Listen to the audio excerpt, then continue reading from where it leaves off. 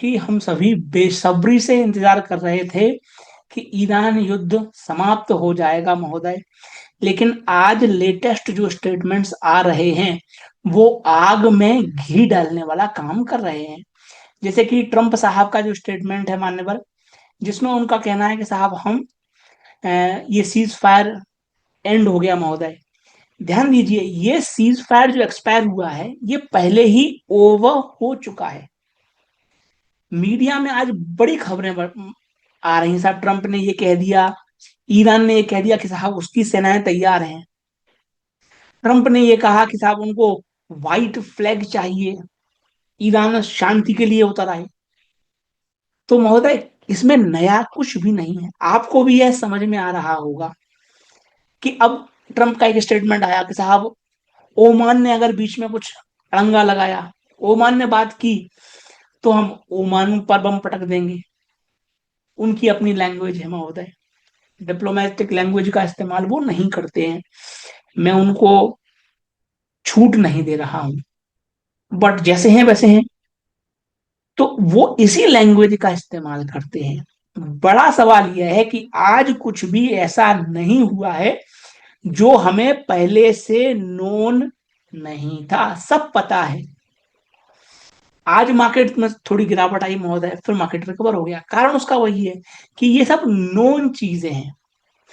इसी बीच हमारे देश की बात करें तो निर्मला सीतारमण मैडम का कहना है कि हमारे यहाँ की जो कॉलेज डिग्रीज हैं वो जॉब्स के लिए बच्चों को तैयार नहीं करती।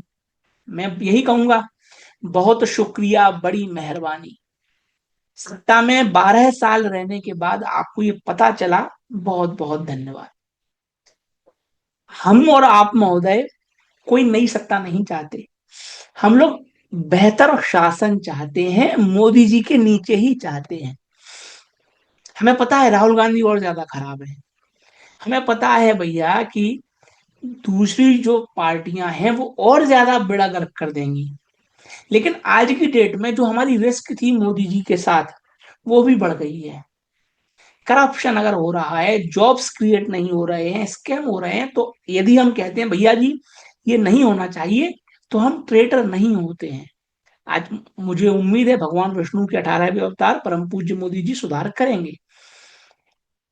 इसी बीच महोदय, खुद चीफ इकोनॉमिक एडवाइजर ने कहा है, और मोदी जी की नाक के नीचे काम करने वाला व्यक्ति है ये, उसने कहा है कि साहब आप E20 दे रहे हो, साथ में E10 भी दे दो। E20 दे रहे हो, देते रहो, साथ में किसी को E10 डलवाना हो तो E10 भी दे दो, एथेनॉल 10%। कुछ चेंज नहीं आएगा, बस थोड़ा सा ईगो ईगो सेक्रीफाइस करना पड़ेगा, करना बनता भी है। शुगर प्राइसेस महोदय 10% चढ़ गई हैं। पिछले साल भर के सर्वोच्च शिखर पर हैं शुगर प्राइसेस। ब्राजील ने सारे गन्ने से एथेनॉल बना दिया, मक्के से एथेनॉल बना दिया। ब्राजील में तो फिर भी बारिश होती होगी, I don't know exact numbers, but वहां बारिश होती होगी। लेकिन हमारा देश तो रैन डेफिसिट है, वाटर स्केर्सिटी है हमारे देश में। हम कैसे शुगर केन का इस्तेमाल एथेनॉल के लिए करेंगे? अगर परम पूज्य इसका जवाब ढूंढ लें तो बहुत अच्छा है। लेकिन बलरामपुर चीनी जो मैंने अपने क्लाइंट्स को दिया हुआ है महोदय, लगातार मैं ये रैली प्ले करवा रहा हूँ, इसीलिए प्ले करवा रहा हूँ कि शुगर के दाम चढ़ेंगे। अब सभी से निवेदन यह है कि अब चूंकि ये खबरें छपने लगी हैं कि शुगर बहुत महंगी हो गई, बहुत महंगी हो गई, तो सरकार के IAS अधिकारियों ने, बाबू हैं, बाबुओं ने फरमान जारी किया कि शुगर मिल जैसे ही शक्कर का ऑर्डर प्राप्त करे, 10 दिनों के भीतर उन्हें ऑर्डर के लिए डिस्पैच देना है। अगर किसी ने आपने 10 टन शुगर मांगी तो 10 दिनों में सप्लाई देना है। आज की डेट में शुगर मिल 1 महीने का टाइम लेती हैं डिस्पैच करने में। तो मार्केट में स्कैर्सिटी है, मार्केट में किल्लत किल्लत से कीमतें चढ़ती हैं। तो अब गवर्नमेंट इंटरवेंशन आ रहा है। इसलिए जिसके पास भी बलरामपुर चीनी है, करंट लेवल या उछाल में आप टुकड़ों में निकल जाएं, इसमें फ्री एसेट भी नहीं बनाना है। सिर्फ एक केस में, अगर आपको बायो प्लास्टिक की थीम खेलना है और गिरावट में आप खरीदारी करने को तैयार हैं, तभी आप फ्री एसेट बनाइएगा। आप फ्री एसेट तभी बनाइएगा जब आप गिरावट में और खरीदने के लिए तैयार हो।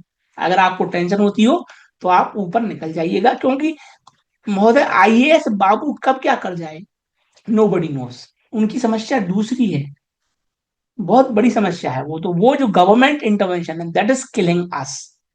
तो ये ध्यान रखिएगा।